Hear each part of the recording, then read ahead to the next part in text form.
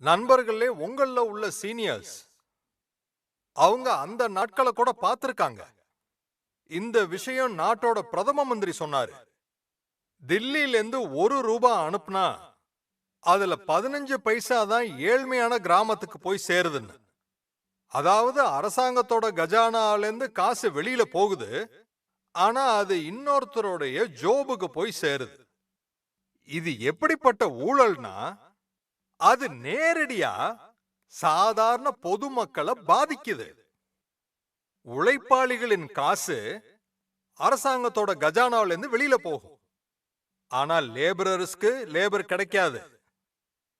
Case subsidy இன்னொருத்தர் அக்கவுண்ட்டுக்கு போய் சேரும்.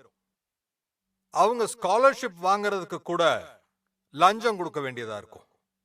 10 வருஷத்துக்கு முன்னாடி அரசாங்கத்துல யார் இருந்தாங்களோ அவங்களுக்கு இது சூட் ஆகலாம்.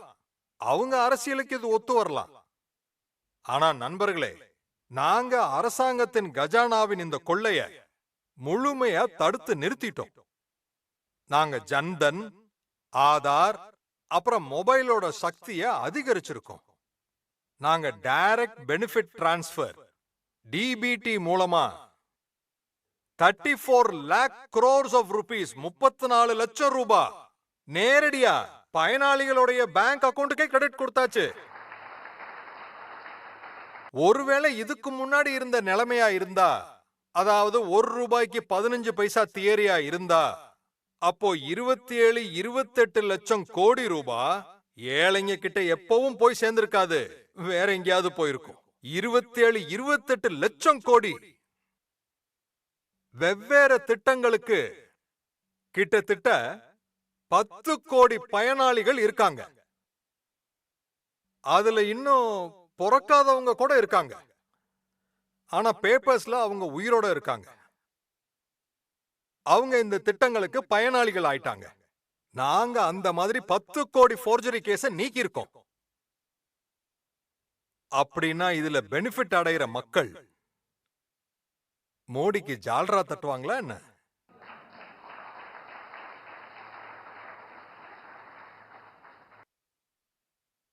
நீங்க ஷாக் ஆயிடுவீங்க. 4 கோடி போலி ரேஷன் கார்டு. நாங்க எல்லாத்தையும் நீக்கணும்.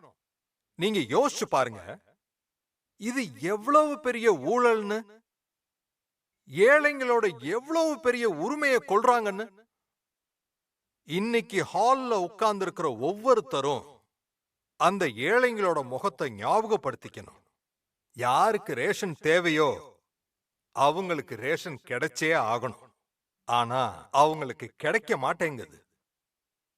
அந்த ஏழைங்க அரசாங்கத்தை குறை சொல்லுவாங்க, அவங்க தலையெழுத்த குறை சொல்லுவாங்க.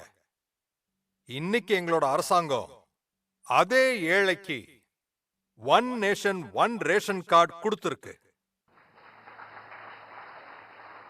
இன்னைக்கு எங்களோட அரசாங்கம் அதே ஏழைக்கு அவங்க பங்குக்கு உள்ள ரேஷனை ஃப்ரீயா கொடுத்துக்கிட்டு இருக்கு. இன்னைக்கு அந்த ஏழை எனக்கு ஆசீர்வாதம் கொடுக்கும் போது எதிர்கட்சிக்காரங்க மனசுக்கு கஷ்டமா இருக்கு. அவங்க என்ன திட்டிக்கிட்டு இருக்காங்க. ஏழைங்க எனக்கு ஆசீர்வாதம் கொடுக்கறாங்க, அதனால அந்த ஏழைங்களையும் திட்டுறாங்க. ஆனா திட்டால எதுவும் ஆக போறதில்ல. நாடு எப்பவோ முடிவு பண்ணிருச்சு. மறுபடியும் இன்னொரு தடவை